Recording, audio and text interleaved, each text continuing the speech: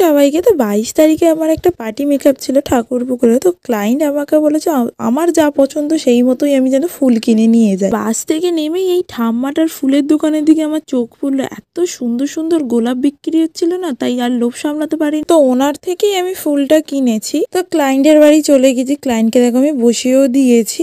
তো ক্লায়েন্ট আমার এত ছটফটে, একটা মিনিটও চুপচাপ বসে থাকতে পারে না। অনেক কষ্ট করে মেকআপটা পুরোপুরি শেষ করলাম। তো ওনার লুকটা তোমরা দেখে বলো কেমন লাগছে।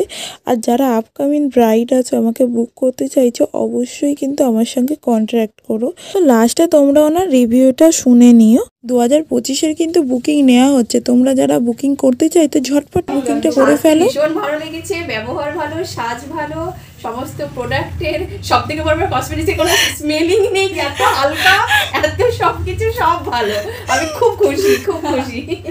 নেক্সট টাইম থেকে এটাই থাকবে।